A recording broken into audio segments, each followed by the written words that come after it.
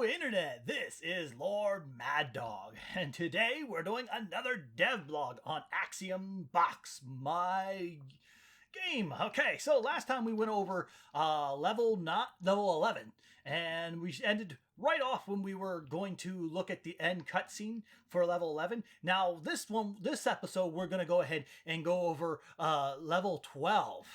I finished. It took me about a week to actually do this level, and it is both visual heavy and blueprint heavy. So we're going to take a little bit to go over this one. I might have to do it in a couple videos instead of just one, because there's a lot to take over, and especially right off the bat, I'll show you what there. We have this little cutscene here. There is no voices to it yet, but I can basically narrate it. So we'll go ahead and drop right on in there. As soon as the thing, there we are. Boom. So we get this cutscene of FaZe saying, "Don't tell me that." Well, I can't remember. I had this all written down. See, basically, she's criticizing her dad for being gone for 3 years. Yes, I have Gideon being her dad in this. It's stupid, but it's funny. Anyway, her being gone for 3 years, and she was chasing after him, and she's wondering what took him so long, and he's telling her that he got stuck here, and she goes, "You can't tell me that. You're the great Gideon, the master of gravity and magic." And he goes, and he says, "Well," he goes, "I wasn't stuck exactly. I did get for a year and a half tried to do the puzzle work." And says, "A year and a half?" He goes, my magic doesn't work here." Yeah, well, it's something along that line. And I was never good at jumping anyway. Something along that line. And then she convinces him to give you some of the power, because at least you have a way of getting out of here. Boom, there. And you get their power there. Yep. I'll have to get that voice soon. I'm not quite sure exactly how I'm going to do it, but if I have to, as the father and daughter come to the end of their argument, they turn to you and blast you with magic. You feel their knowledge and extremely advanced technology flood through your veins. Yes, okay, and it takes 15 seconds. I want to make sure that the people could read there. You can now cast Prismatic Beam. Press 2 to toggle it on and off. You can now reverse gravity immediately around you. You can reverse the gravity immediately around you. Okay, I thought I spelled something wrong there. Press R. Okay, so let's go ahead and actually look at the Prismatic Beam. Boom. Oh, see the brightness. But yes, Prismatic Beam. It's the same spell that those NPCs were casting at you, but it is very efficient. I'll have to let you, when I can jump up, I'll let you show a little bit better, so you can actually see it with all with the light down a little bit. And then the other one is Flip Gravity, so that'll actually enable us to get up there. Ooh. Oops. Okay, you can't see the ground because I didn't activate it for the right way here, but let's do this here. Come on. Woo! Ah! Darn it. If you can see the grounds, it'd be a lot easier. And as you can see, the next level's already started coming after us, because I have it set to start right away by that begin thing, but normally it would be triggered by this thing right here, jump pad right here. So yes, this is level 11. No, level 12. Its concept is that you've got to destroy the crystal in the middle. Let's go ahead and enable cheats here. And these guys will constantly chase you around their spawn here. That's right. These guys dodge your attacks. It's so annoying. There, got him. Okay. So this is the crystal over here that you have to destroy, but to destroy it, you have to destroy all the small crystals around it. It says, so shimmering crystal. You can see its boss HP bar. It constantly spawns these guys every 10 seconds. Now these are slow moving versions, and they'll just kind of slowly chase you around the map as you work and doing this. And obviously you have to be jumping on these platforms. These platforms are a mix between level 11's platforms and level 10s and 9s platform. So I missed. And if they're the same principle as the other ones. You get hit by them, they'll spawn an enemy. And here is one of the crystals right there. That was one of the crystals. You walk into them, into the area around it, and it actually enables you to damage the crystals. Damage them around. Man, I'll be honest with you, this one's going to be a little bit of a harder level, because it's the second to the last level, and it's not going to be easy. It's and I'm really kind of talk and do it at the same time. It's really hard. Come on. Like I should actually be trying to stay on top of the block instead of walking around the little platform I have right now, because you won't be able to do that. You'll fall right down. Okay. So as I was saying, well, where was I at? Right over here. There, small crystal. As you walk into the area, then you can actually damage these crystals. See the HP is falling. Oops, and if you get hit by the things that are following after you, it'll spawn another enemy. I made it so this level, you don't actually ever have to fight an enemy if you are very careful. Now, that's not going to happen. You're obviously going to get hit by either the platforms when they spawn the enemy, or you're going to get hit by one of those guys eventually. But I made it so if you're a good player, you don't ever actually have to ever fight any of the enemies.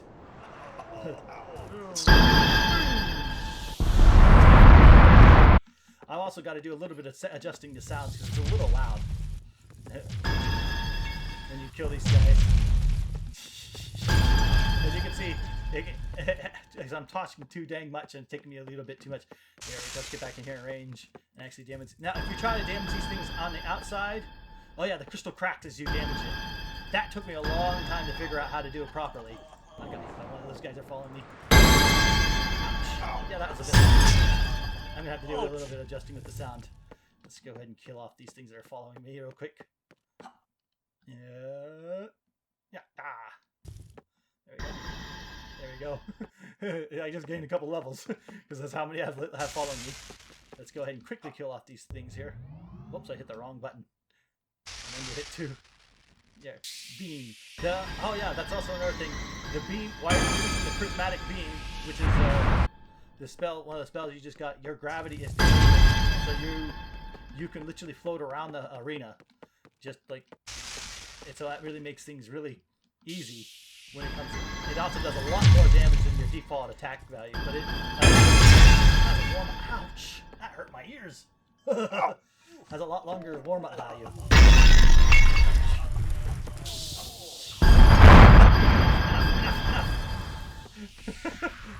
Okay. So also when you come in range of these things, they also, as you see, they spawn a set of 4, and those ones are fast moving, and that's why I keep on getting hit by them, because they're fast moving. Because I want to get to the destroy. You have to destroy all these crystals, and then you have to go ahead and destroy that crystal. The only problem with that is it's pretty hard to navigate all around while you're running on all these things. I figured that this level will be probably on the higher level of difficulty. Yeah, I think it's probably a little higher level difficulty than the other. Oof! Ow! Oh. Probably like, yeah, it is level 12, so it's supposed to be there. There we go. That's the last one. And now this crystal will be vulnerable. Cracking crystal. See? As you can see, it's crackling. And then you got to destroy it. And every time you hit it, though, it'll spawn 6 of those followers. Every time you hit it. And if you hit it with a... Well, this is going to get crazy. I'm just going to show you how crazy it gets if you... Oops. If you don't deal with the spawn. Here, watch. That'll hit it multiple times and do a lot of damage, but it'll spawn a whole bunch of them. Ouch! You can see how many I got on me. Whee! Oops, I'm not close enough. There we are. So every time you hit it... Ouch, ouch, ouch. I definitely got to do it with the sound on them. I made it way too loud, those sounds. Okay. Oh wow, I've got like no health left. I'm gonna get dead here. See if I can kill it. Good thing I've got dead cheat abilities. Which actually is what you unlock when you actually do this thing here. Let me go ahead and teleport on back up. Boom. That's what you get for this reward for doing this level. Whoops. Let's go ahead and quickly destroy the rest of this crystal here.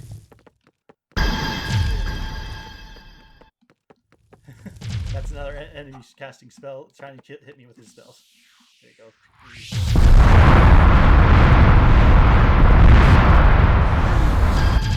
I destroyed the crystal. You would have to normally kill off all these guys. And then you can actually get this. The strange gold substance absorbs in your body and you feel a nanite surge. Yes, you're supposed to kill the ads. Kill the ads before they kill you.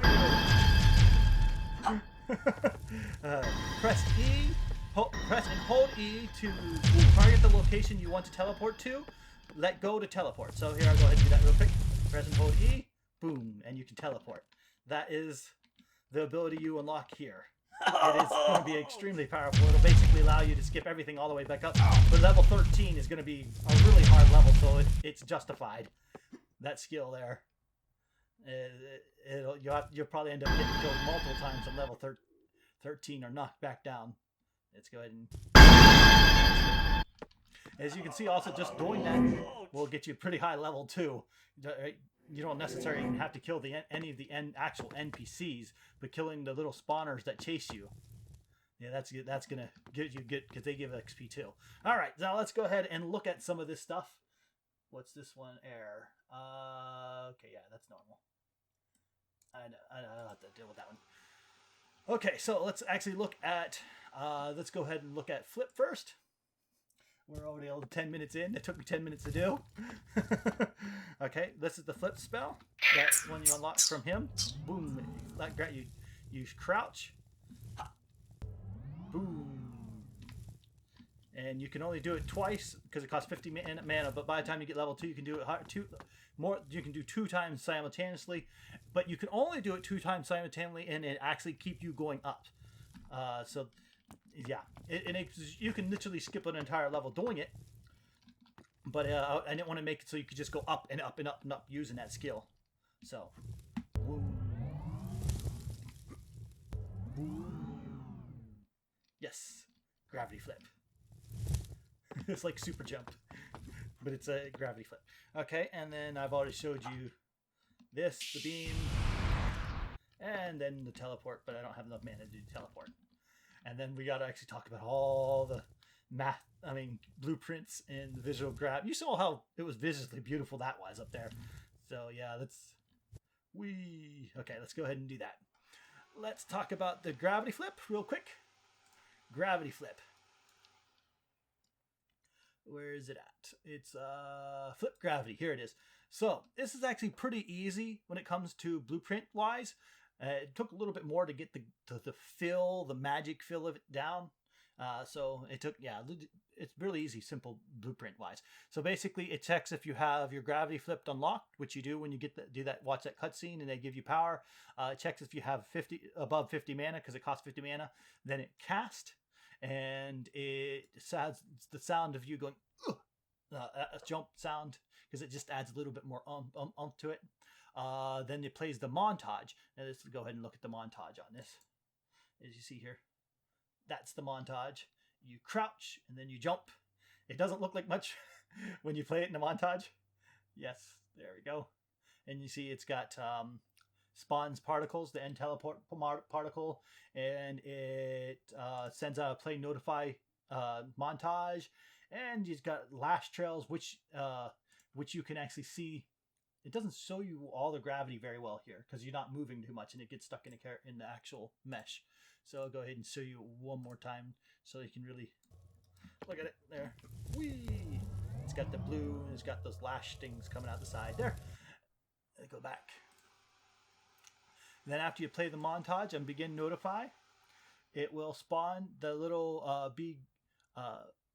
This is not bee gravity flip. Oh yeah, that is. It's basically the same model as double jump. Where's jump? Yes, jump. The same model that appears underneath you when you jump, but it's actually more centered and looks a little bit better because you're going to see it more than you do actually see the DD double jump one. Okay, then after that, it will play this woo sound. It'll cost you 50 mana. It'll jump you in the air, and it'll flip the gravity to minus 1.5. So you literally do flip the gravity there with you, and it'll play this montage. No, actually, this has been removed. This has been deprecated. I don't need this here anymore. You know, I'll just leave it there just for reference. But it's not needed anymore because it's all in one montage. I found it worked better when it was all in one montage. Okay, then it delays for 1 second because you're 1 second going up in the air, and then it'll fade out your sound. Then it'll flip your gravity back to normal, and it'll stop you from casting. And that's basically gravity flip. It's real easy when it comes to blueprints, but took a decent amount of time to make it look right. We'll look at it one more time here. Spring. Yep. Boom. Yeah. All right. Oops. Landed on an invisible platform. Okay. The other one is what I think I've already covered this somewhat. So in one of my dev blogs, it's the beam, and it's actually a lot more magic. No, it's actually both heavy. It's magic and blueprint heavy, and I'm not sure I will want to go through that whole thing with it.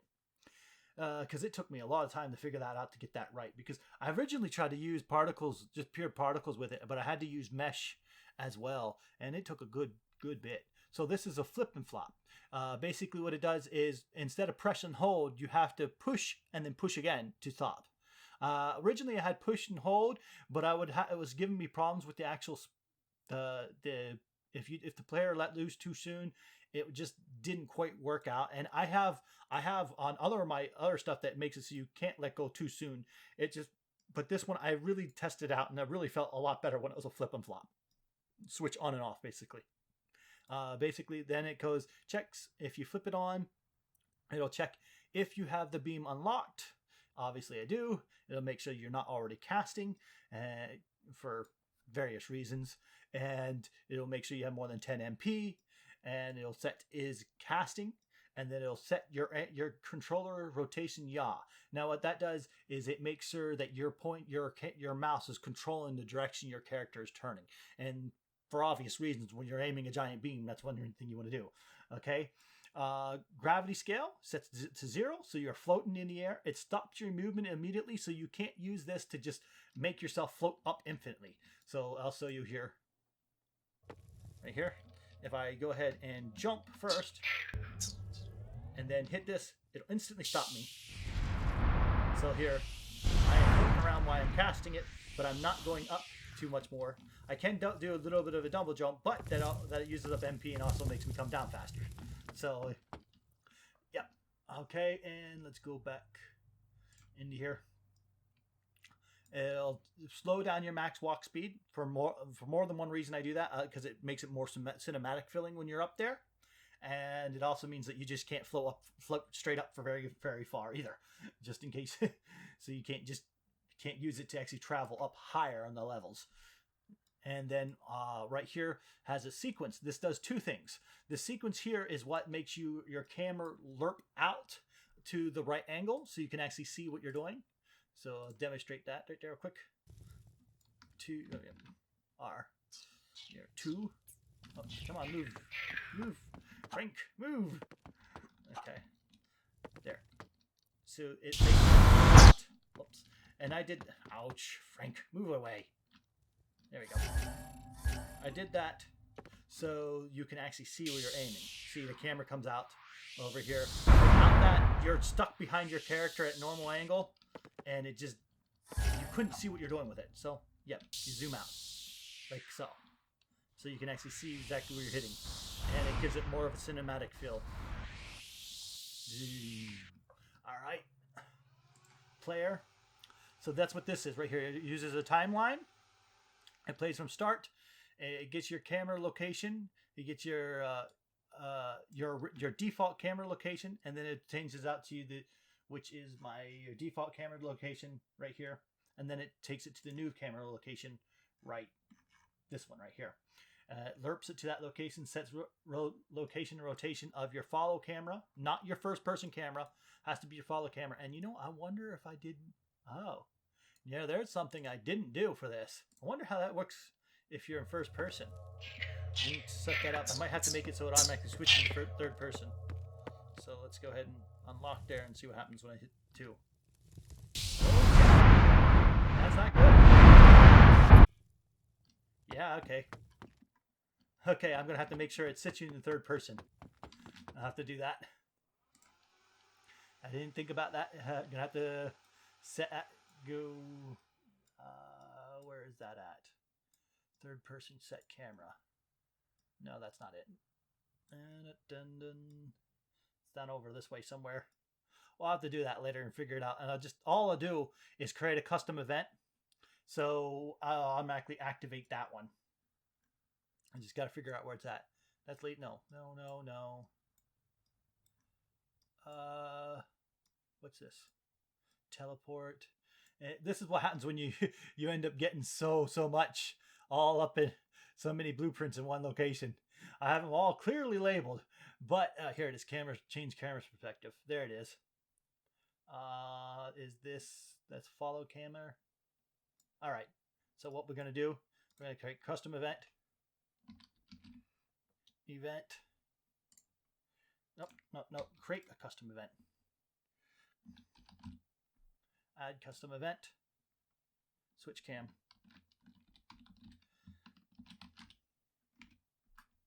Right here. I will stick this right here. And it'll make the follow cam active. All right. Yep. And then I will take. I did not spell switch right, did I? Yeah, I did. We come back down here to.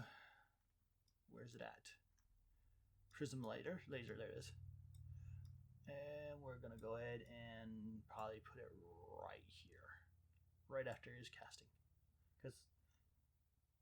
And draw that out. Custom event.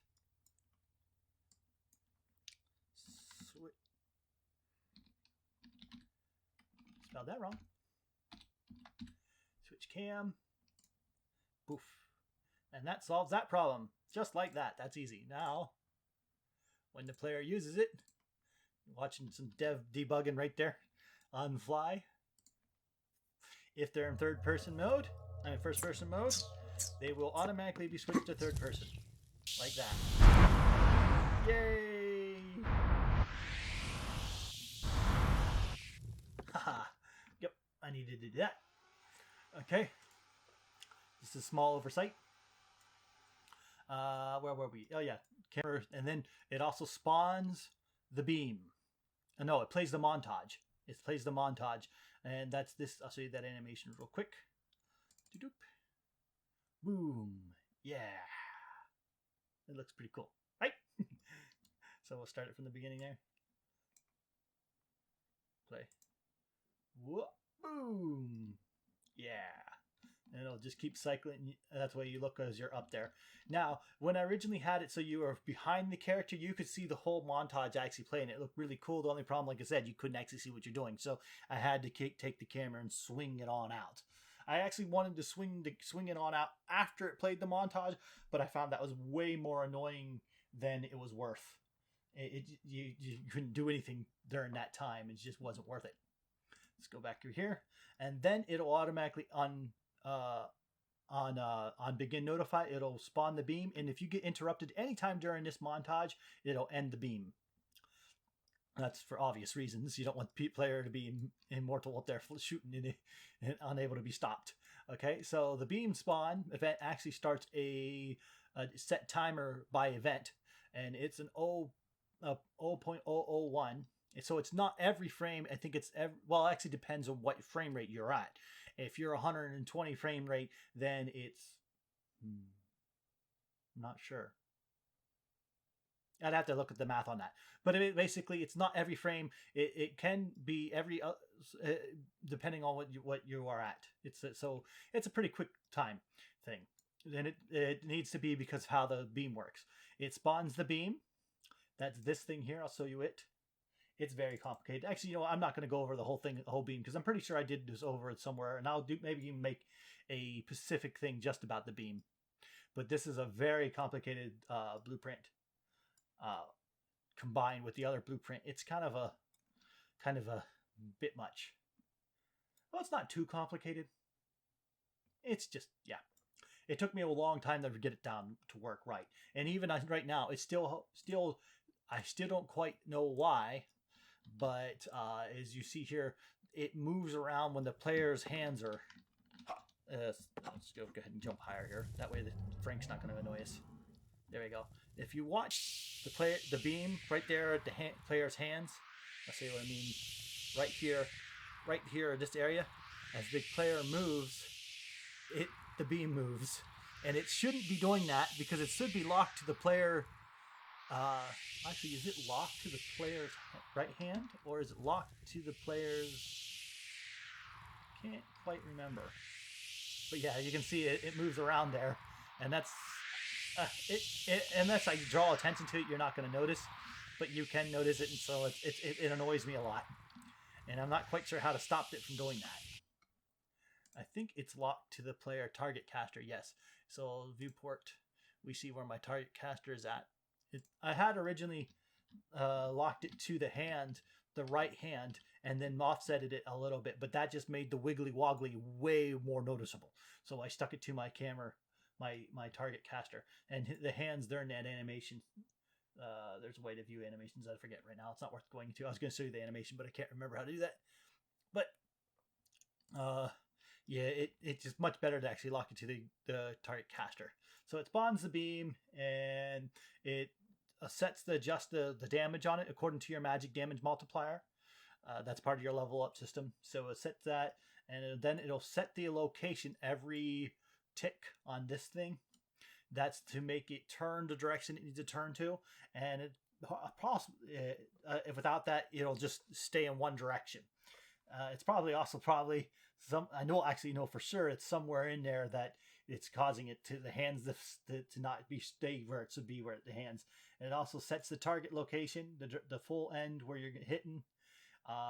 It also says that this trace is for player versus NPC. This is so it doesn't actually collide into the player, the damage check, because I was having the problem with that, because I want anytime you made the damage bigger, the damage hit area bigger, it would collide into the actual player and damage the player, and that just didn't work. And then you got your damage cost. I should probably double this because it costs way too little, but I love that it doesn't cost anything because it is an end game spell. So it costs only 1 mana a second. So you can be up there for 20 seconds at level 20, or level 10, and just constantly blasting away. But the NPCs are also not going to just let you stand there and do that. They're going to hit you with something themselves. And then after it's done, of course, if you run out of mana, it'll put an end to your beam. I had to do once, because if you don't have a do once right here, as soon as you run out of mana, what will happen is it'll send this signal over and over and over and over and over again, because it's already on this event tick. So it has to be a do once. And then it does a whole bunch of stuff that I'm not going to go into right now. And also the end beam does the same thing down here. Yeah, do end beam. Yeah. All right, so that's that one. Now let's go ahead and actually talk about the crystals. Now this took me a long time to figure out, because what I originally wanted to do with the crystals, yeah, we're already at 30 minutes. Probably should end there and start another one, but we're gonna, yeah, let's just keep going. Okay, so with the crystals, what I originally wanted to do was to have a destructible mess that took damage over time and slowly chipped away at it. However, Chaos Destruction does not have accumulative damage, which is totally mind-boggling to me. I cannot understand why Chaos Physics does not have accumulative damage. It's like, if you're doing damage to a wall, you want that wall to slowly take damage and not just take damage all at once and just kind of fall apart. And there's ways to do it, but then there's not ways to do it. I did a lot of research into it. Maybe I missed something, but it didn't work the way I wanted to. So I had to come up with a way around the systems that I'm currently in. I know Chaos Damage is no longer in beta, but it's still beta almost. The Chaos Fields are definitely in beta, and that's probably why it's not quite there yet. Okay, so let's go ahead and edit this blueprint. Now, like I said, this is a complicated blueprint. There's a lot in it, a lot going on. First, we'll show you the viewport. We got the crystal, Yep. And then we got, that's this right here. We got a second crystal, which is my destructible destructible geometry collection mesh.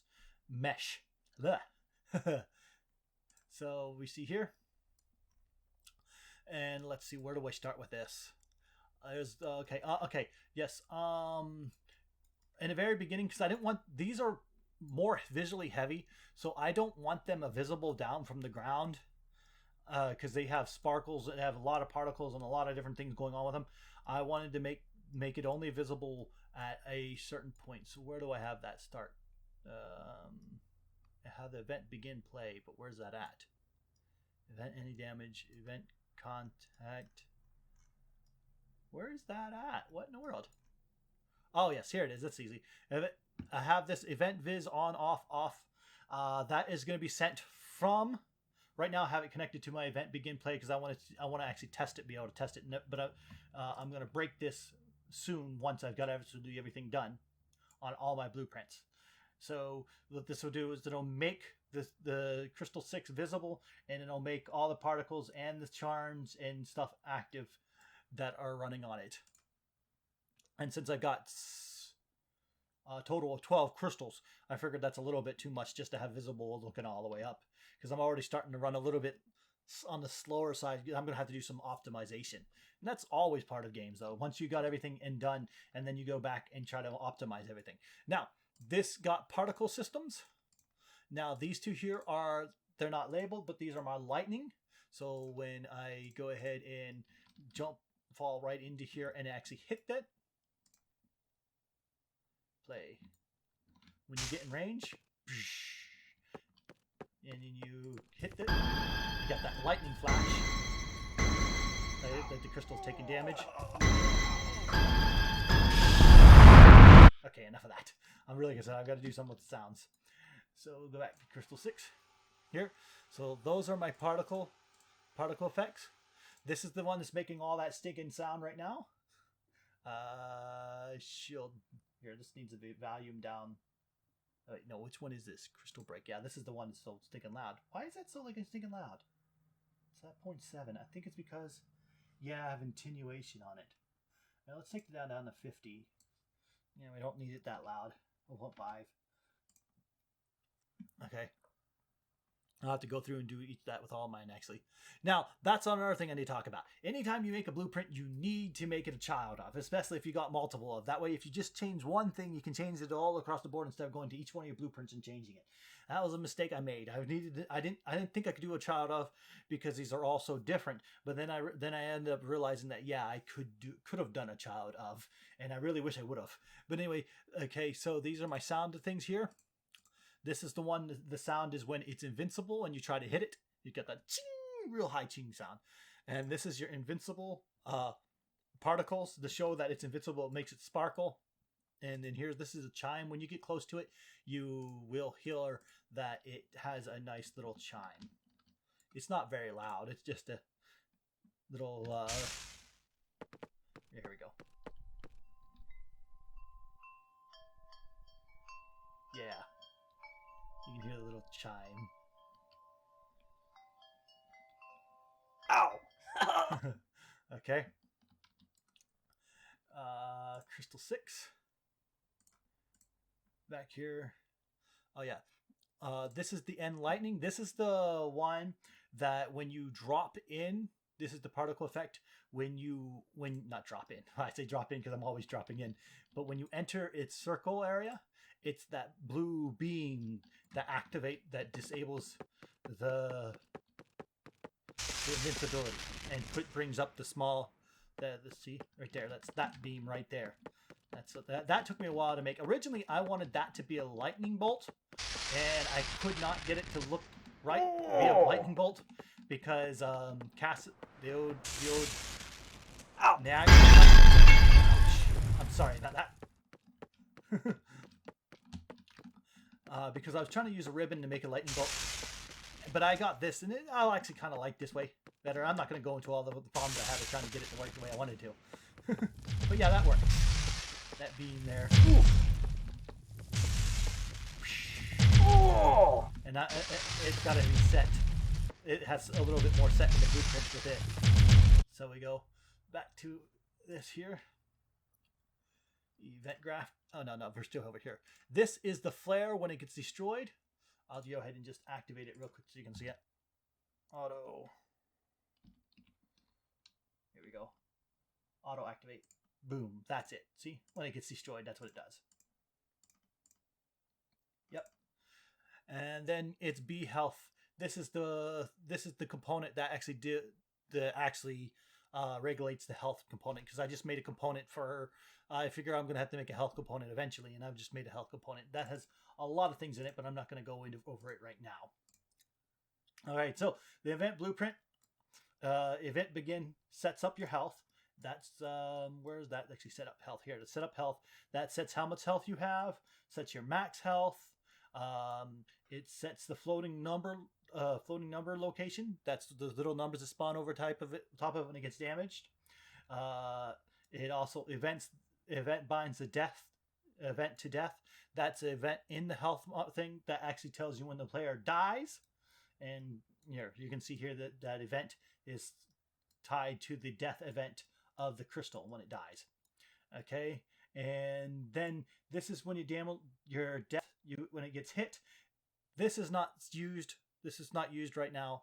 It does have a little bit of sound, but that's not what I'm using. I actually use the death hit sounds, so that's not actually used. But I have it set.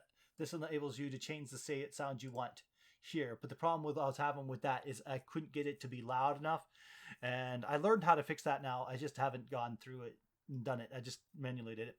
Then you got your CC crystal. Oh yeah. This is still all for the sound when you're hit and when it dies. But I actually manually made those sounds outside of the BB health component. So this is the save system. I've gone over that before. That's a save system is very long and tedious process. Okay. Talking about I don't think we should talk about the death. Let's actually talk about the damage first. Event any damage. What it does is it puts a damage input into your BB health blueprint, and then you can also then it sets the current health target of my widget, the little bar underneath, so you can see how much damage you're doing. And I'll cover the widget a little bit more later. Active. This sets the every time it gets hit, it plays these two lightning bolts. This here activates these two right here, and it plays the sound. Like I said, I wasn't using that sound up here. That makes that loud ching sound when it gets hit.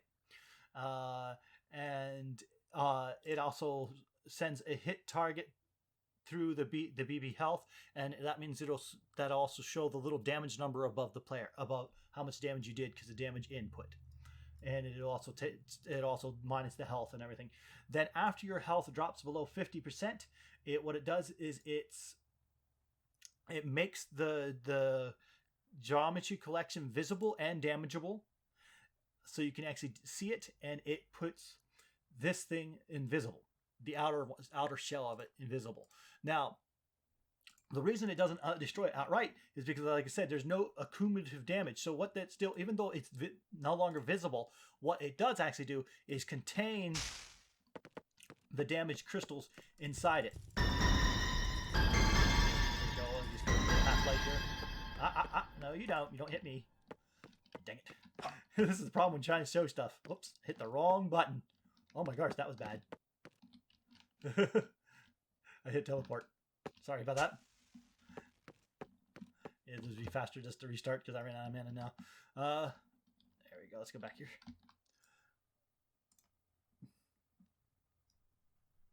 Oh, I didn't spawn up far enough out. Oh, so I didn't activate the thing when it come down in. Here we go. There we are. So go ahead and get it to half-life again. Alright, there. So you see here it's half-life, and what it does is now those crystals are actually retained inside the other ouch. Contained inside of the other mesh. And the reason why I do that is because, like I said, it doesn't the damage over it doesn't actually, I just killed it. Well, that's what happens when he dies. I'll explain it. but the damage, it doesn't actually have like damage accumulation, like saying the chaos effects. So what that does is it enables the players to see the cracked crystals and even still move the cracked player, move around, even maybe knock them off with his spells while they're inside the other mesh. It is kind of a janky system a little bit, but it's not like something you would notice if you didn't know exactly how it's working. Run out and run back in here. What's going on? There we are. I just wasn't getting close enough. There we are.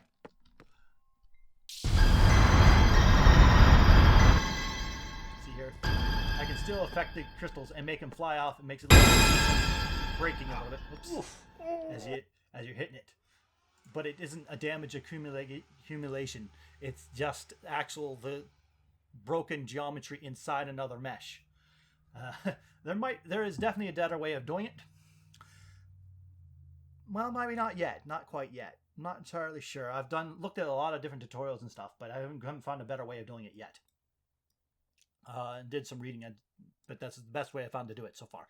Okay, and so it sets that visibility, and then after that, the death animation is what happens once it goes down past 50%, down to 0 life.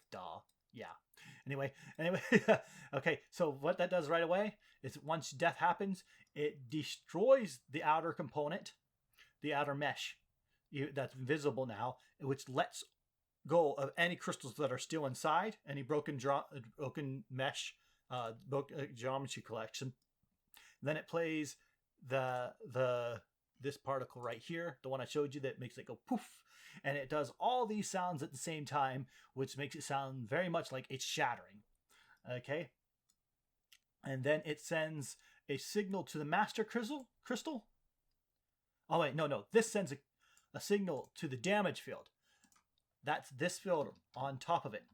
This is what I was talking about. This is the part that's still in beta, this damage field. I wanted to actually have this inside the blueprint, but it cannot, for some reason, does not seem to be able to affect itself if it's inside the same blueprint, which is very big frustration for me. It was a very big frustration when I was trying to put it inside the blueprint and I couldn't get it to work. I'm like, why in the world isn't this working? It's work, but it does not affect itself if it's in the same blueprint, even though I'm pretty sure it should.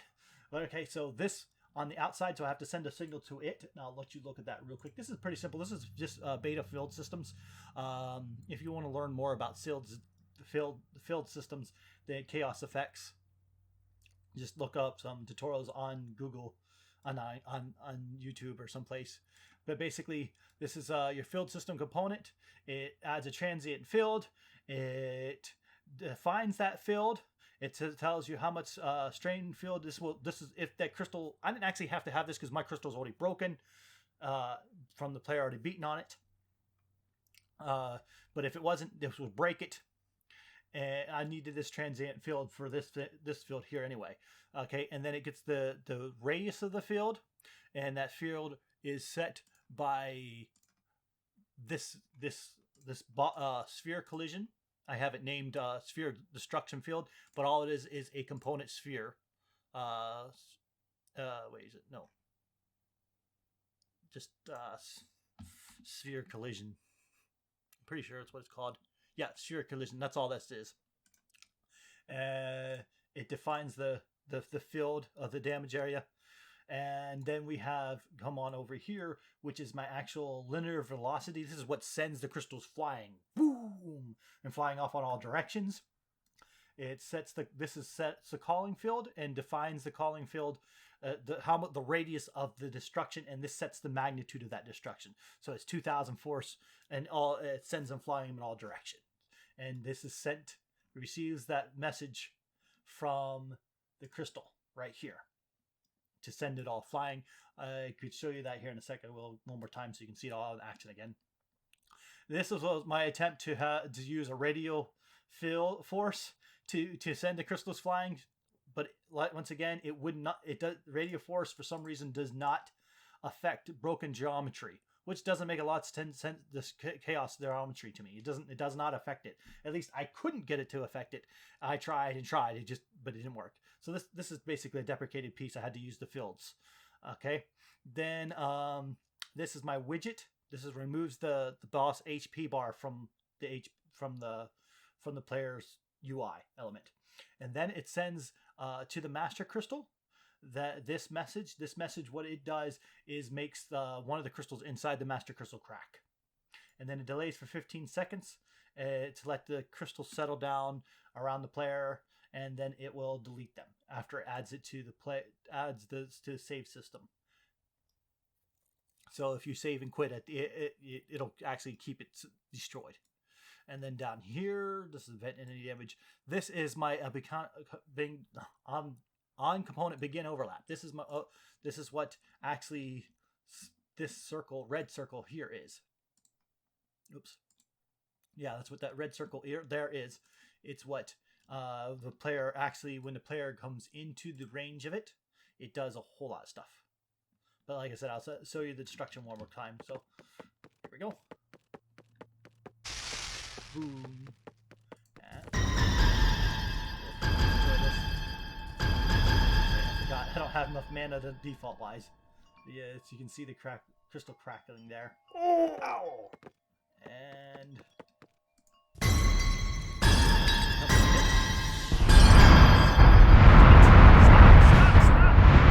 stop! Go away! I'm gonna end up dead here. Let me go ahead and quickly kill these things. There we go. There we go. Killed those things. This guy here. There you go. Go away. Thank you. Anyway, so as you watch here, real quick, as it gets hit, boom! It sends the crystals flying, whatever's left, and it sends out that shockwave, as I said, and that's pretty much the crystal destruction. Now, back into here, a component begin overlap. At first, it checks if it's the player, and if it's not the player, nothing happens. If it's a player, it does a lot of things. Okay, man, this is a lot to explain. Okay, it gets the actor forward vector of the player. What this is for is making the end to the beam update. How to explain this? This particle right here, and lightning, has a ribbon in it. I'll go ahead and show you it. Particles. Here we go. Where is that? N lightning. N laser and platform. Is it N lightning? Is it just called N lightning? Yeah, it's called N lightning. So it should be N laser and platform. Yeah, I'll just type lightning. Yes. No. Oh, no, that's right. It's not in the particle system because it's a default off of a other system that I was doing light. Oh, no. It can take me a little bit to find it. You know what? I could have just... Oh, well, whatever. And lightning. Here we go. Open that up. Now, this one is... You see there that whole thing? It's got a lot in it. This is a very, very heavy-duty visual effect. But basically, the one thing that I want to talk about here is this N ribbon.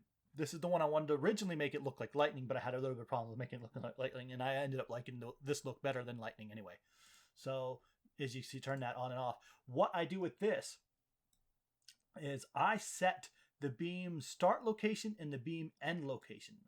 So, beam spawn beam. Was it? No, it's beam update. No, it's actually... Yeah, here.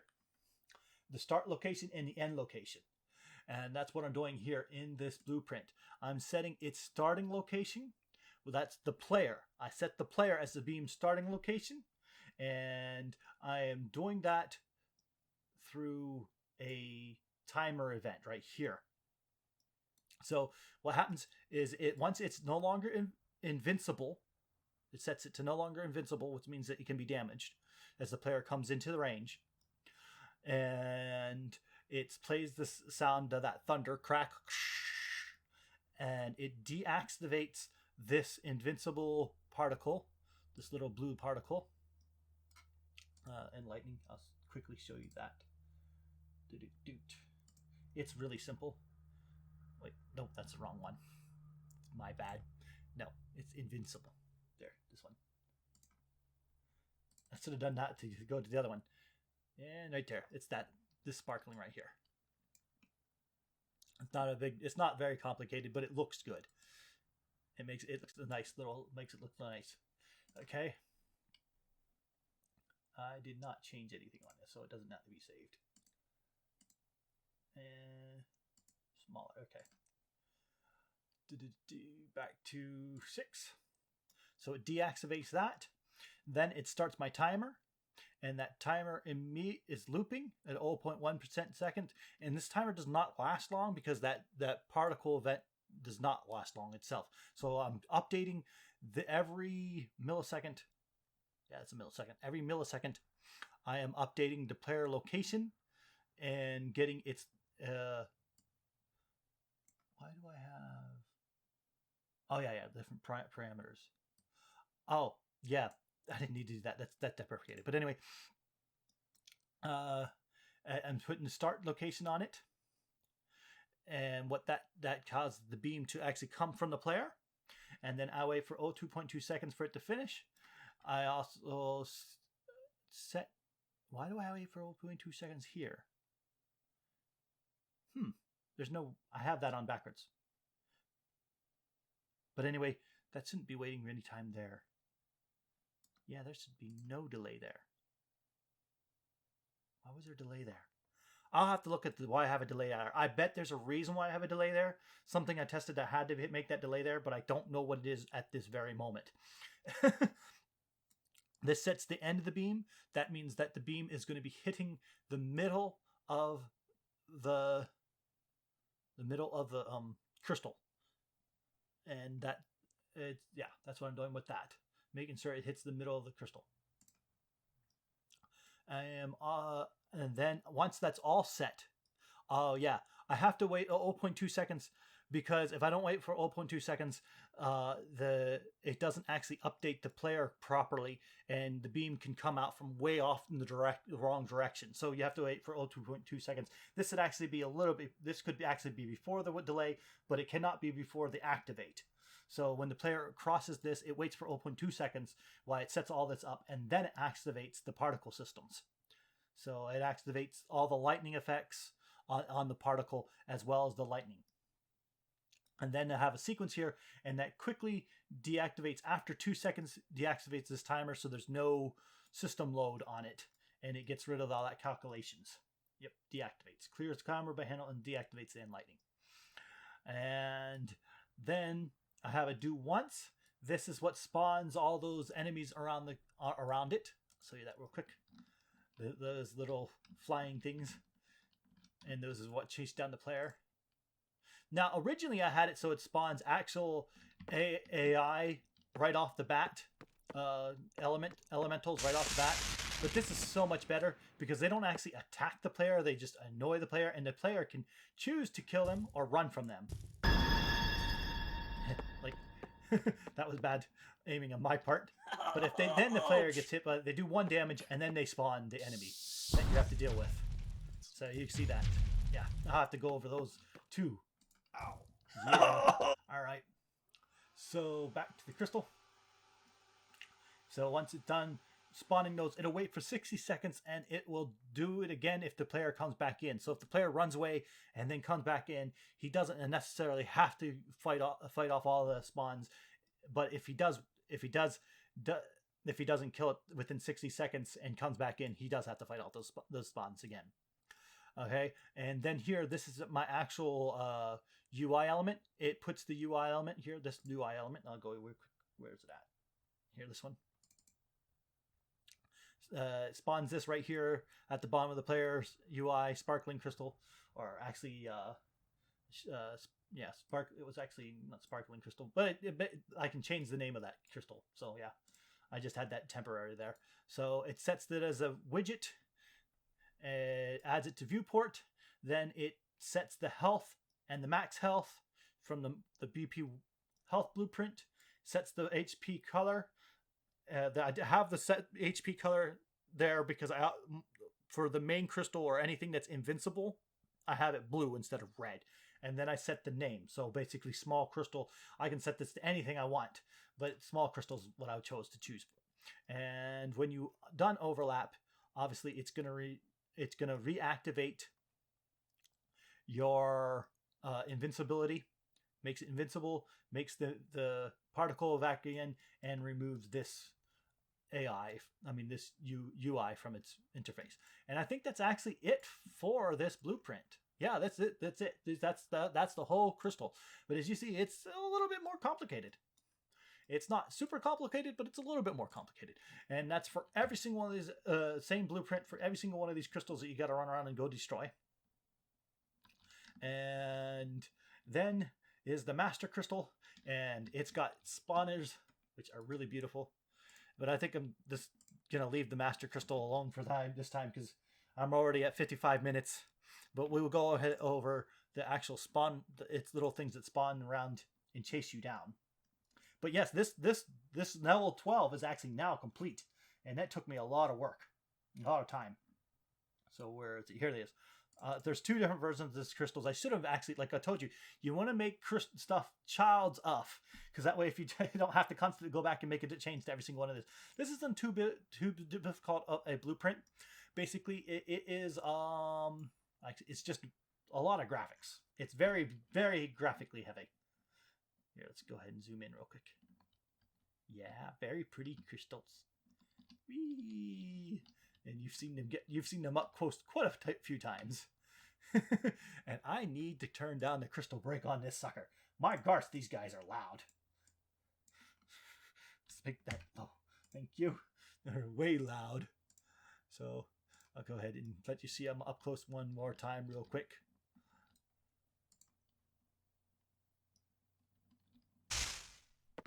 There we are. They come down around, they spawn, they have that beautiful particle set, and then they get gone close, they try to chase the player. They don't have very good turning, because I didn't want these to be like super hard, especially when you're jumping around on the ground here. You can dodge them real easy. Oops, that was dumb on me. But it's just the fact that they are there that makes them annoying. Yeah. See, like I said, they're not very good at chasing down the character. But the character stands still.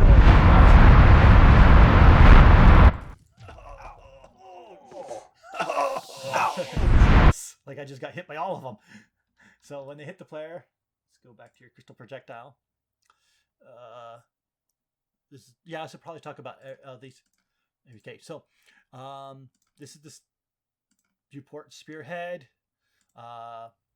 spear sides, these things right here. Now these things don't actually look like they look like in viewport because they're inside of this.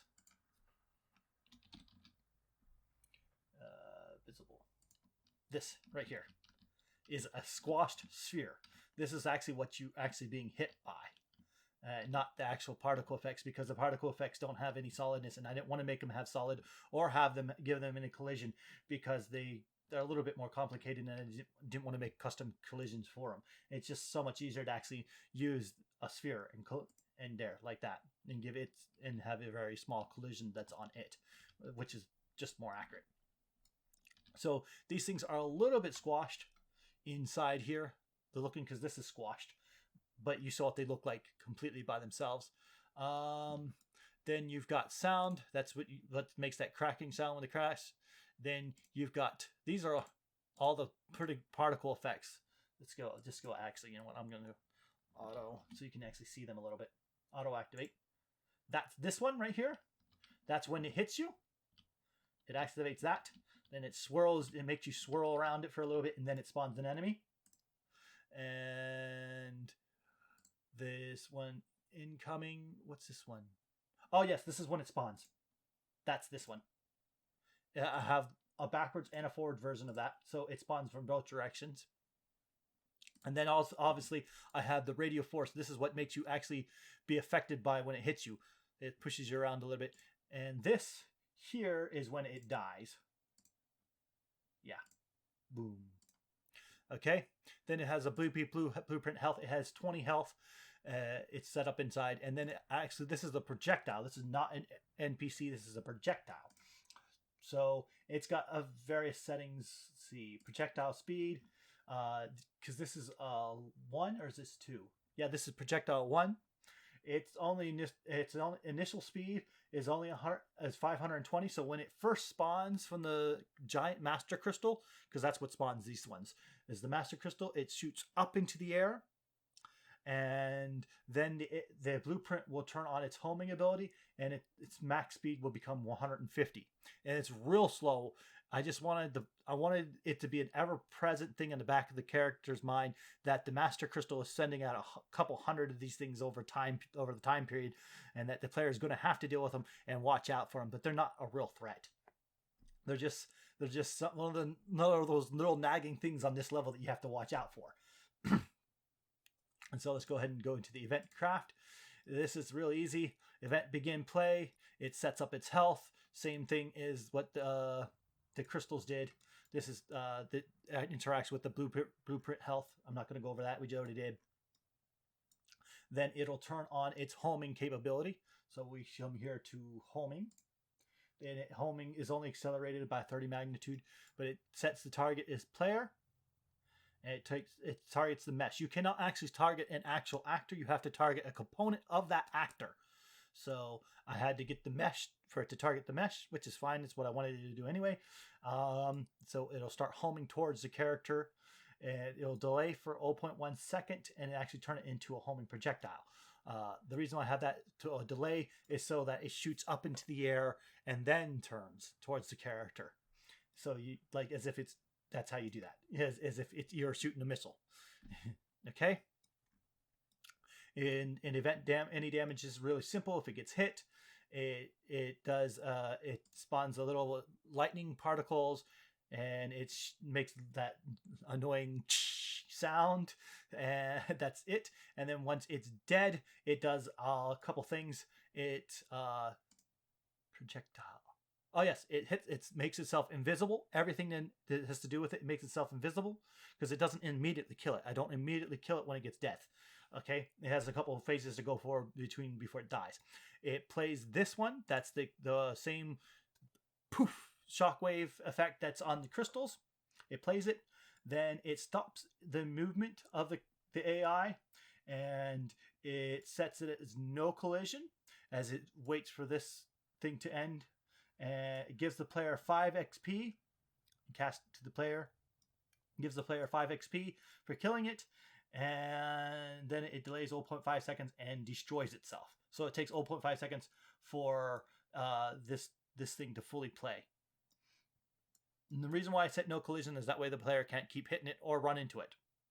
Okay, now that's when it's dead. That's health. But if it chases down the player and hits the player, as you see right here, the hit on component hit, it make sure it is the player. If it's the player, then it makes itself invisible. Everything that's just like as if it died, it stops the movement just as if it died, like I said, and then it activates this circle one that we just showed you on. And what's this?